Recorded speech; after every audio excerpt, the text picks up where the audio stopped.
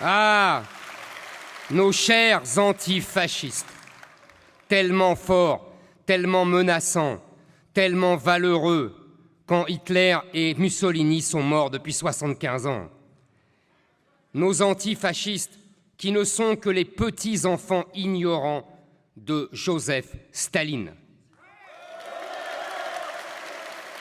Parce que, vous savez, avant Staline et ses dizaines et dizaines de millions de morts, il faudrait le rappeler à ces gens, l'antifascisme, tellement à la mode aujourd'hui, n'existait que sous des formes embryonnaires. Staline a été l'inventeur, le promoteur de cette idée et il l'a rendue mondialement célèbre, au point qu'aujourd'hui, elle domine la planète politique tout entière. Généralement, les historiens estiment que le fascisme, c'est l'Allemagne d'Hitler, l'Italie de Mussolini, mais plus seulement. Car, selon Staline, depuis Staline, sont déclarés fascistes les démocrates, les libéraux, les patriotes, les croyants, les centristes, même de gauche. Même Emmanuel Macron est fasciste.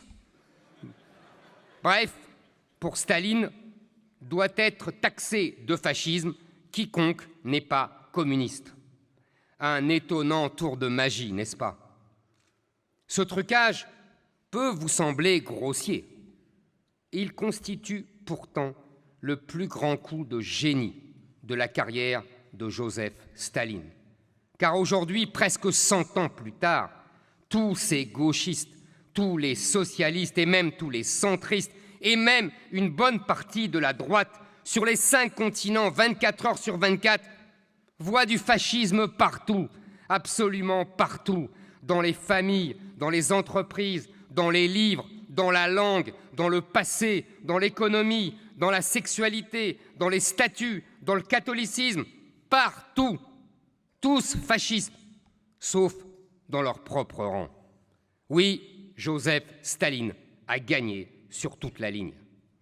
Car aujourd'hui, 99,99% des politiciens de droite n'ont qu'une peur, qu'une crainte, qu'une frayeur, passer pour des fascistes.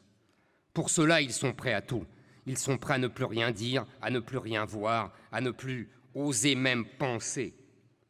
En somme, toute la politique française, toute la politique occidentale contemporaine fonctionne encore selon le vieux schéma stalinien qui ne s'est jamais aussi bien porté. Qu'on se le dise, mes amis, fascisme aujourd'hui est le mot le plus dangereux au monde. Il hante des milliards de cerveaux. Il détruit toute vie politique sur son passage. Il détruit toute vie intellectuelle sur son passage. Il est grand temps que cesse cette colonisation intellectuelle de l'humanité, voulue et calculée par le cerveau malade de Joseph Staline et qui, entre autres, censure tout débat sur l'immigration, la sécurité ou l'identité en France en 2022.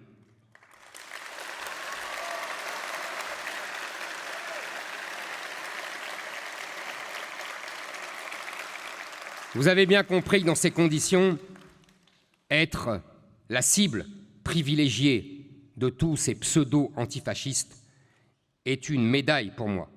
C'est ma fierté et c'est ma gloire que je veux partager avec vous.